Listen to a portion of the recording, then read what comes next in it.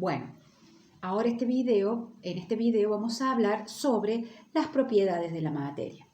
Ya sabemos que todo lo que nos rodea está formado por materia y que la materia a su vez está formada por esas pequeñas partículas chiquitas, indivisibles que se llaman átomos. Bien, dado a que no todo es igual, obviamente, que ya hemos visto cuál están formados por sustancias puras y sustancias compuestas,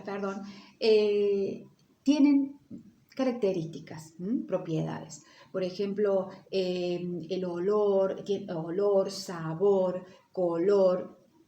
Por ejemplo, acá tenemos el pan, tenemos la manteca, ¿sí? Son dos objetos que son diferentes, tienen olores diferentes, tamaños diferentes, ¿sí? Sabor diferente y tienen su origen es diferente. O sea, si bien son naturales los dos, pero obviamente que se diferencia. Y obviamente que también su masa, también su volumen, también, y que cuando digo masa, ¿a qué me refiero? A la cantidad de materia.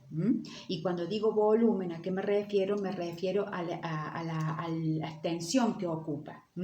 Bien, esas características son las más comunes, ¿no es cierto?, que nosotros podemos evidenciar. Después, por ejemplo, con respecto a los líquidos, por ejemplo, una de las propiedades que hay líquidos que tienen un punto de ebullición más rápido que otros. Y con respecto al tema de los metales, como ser la plata, el oro, el cobre, tienen un punto de fusión, o sea, que una temperatura donde se funden, ¿no es cierto? No son las temperaturas iguales para todos los metales cuando se funden. No, son diferentes porque hay metales más nobles y otros un poco más duros, ¿no es cierto? El hierro, bueno, entonces esas son propiedades de los distintos sistemas materiales. Entonces, tenemos también la densidad con respecto también a los líquidos, que la densidad se mide con un instrumento que se llama yo lo anoté porque se me olvidaba, densímetro. El densímetro, que es una varillita, y que se sumerge y tiene como un pecito. No tengo acá un dibujo, pero bueno, y eso es un instrumento para medir la densidad de los líquidos. Bien, con respecto a las propiedades. Bien, por ejemplo, en este caso, si medimos, por ejemplo, esta manteca, al estar a la intemperie, obviamente que ¿qué va a pasar? Esta manteca se va a empezar a derretir. Y en este caso, su volumen, ¿no es cierto?, no va a ser el mismo. O sea, acá la tenemos bien erguidita, enterita, y al pasar el tiempo esta manteca va a estar derretida, o sea que su estado va a cambiar, pero no se va a modificar la materia de la manteca. Al igual que, por ejemplo, cuando nosotros hacemos una torta, batimos, ¿no es cierto?, y es de una forma, y cuando la metemos al horno y la torta sale inflada, o sea, varía. No varía la materia es la misma, pero varía su volumen. Antes el volumen de la torta era pequeño y al hornearse ese volumen obviamente se levanta y es diferente al que fue en su comienzo. Bien, y con respecto al tema de la cantidad, por ejemplo, yo tengo este pan que está dividido ¿cómo se llama?, en tajaditas, ¿no es cierto?, está partido.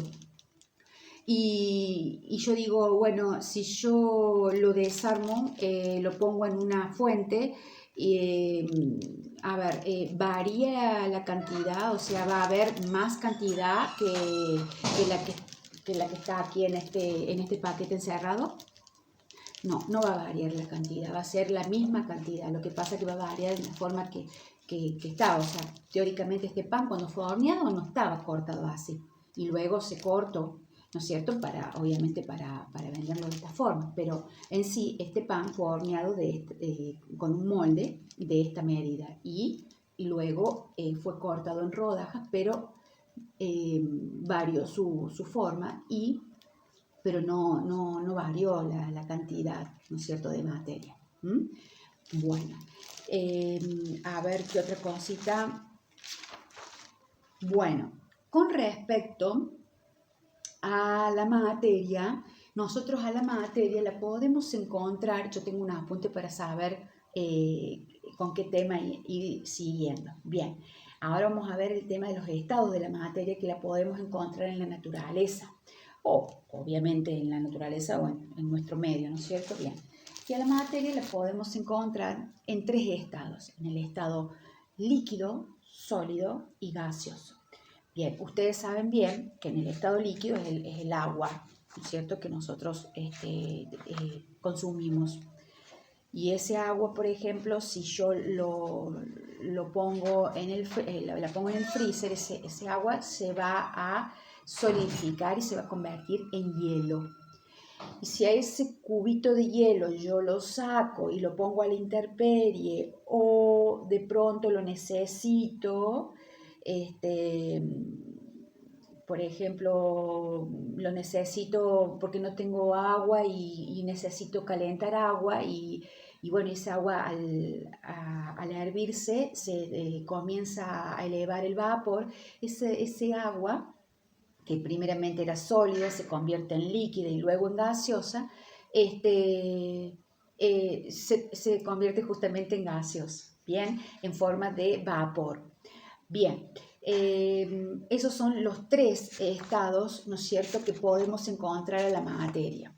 Yo le quería mostrar acá que tengo un libro, más o menos, acá está, cómo nosotros podemos ver, ¿no es cierto?, acá tenemos representada a los tres estados de la materia. A ver si se puede ver bien ahí. Bien. En este caso tenemos el sólido. Y aquí tenemos, en este caso, tenemos a las moléculas de agua que están todas, este es en el sólido, sí, que están todas como apretaditas. Entonces acá tenemos la molécula y esas flechitas que vemos allí son las fuerzas de cohesión, o sea, todas bien apretaditas, unidas. Así se representa el estado sólido. Luego acá tenemos el estado líquido. Acá tenemos la molécula y tenemos dos fuerzas, las de cohesión, que serían las negras, y las de repulsión, o sea, que salen, que no se juntan, ¿sí? Entonces, acá tenemos el graficado, el estado líquido. Y aquí tenemos graficado el estado gaseoso, donde la molécula, ¿no es cierto?, no tiene ningún tipo de cohesión y está, ¿no es cierto?, tiene fuerzas de repulsión, o sea, están bien separaditas unas de otras. Bien. Nosotros en la naturaleza lo podemos ver en un montón de ejemplos. Por ejemplo, uno de ellos es el ciclo del agua, que lo podemos ver en el lago, en el charco, quizás que se forma después de un día de lluvia, o en las piletas. Obviamente que todo esto tiene que ver también con la intervención del calor, del calor que brinda el sol. Entonces el sol calienta el agua que está en una pileta, en el lago, en el charco. Esa agua sube a la superficie, ¿no es cierto?, en forma de vapor, se forman las nubes, esas nubes se condensan, luego se precipitan y caen. Acá tenemos, por ejemplo, tenemos el líquido y el gaseoso, o sea, los estados líquidos y gaseosos, pero muchas veces decimos, bueno, si las lluvias se producen en las altas cumbres o en épocas de invierno, allí podemos vivenciar la experiencia de que esas gotitas, cuando están ¿no es cierto?, en la nube, en las nubes, se condensan no en formas de gotitas de agua, sino que en copitos de nieve, que en este caso sería el agua congelada en estado sólido. Y luego, obviamente, cae en forma de garrotillo, nieve, etcétera, etcétera. Bueno, hasta aquí este video y luego vamos a ver las modificaciones o los cambios de la materia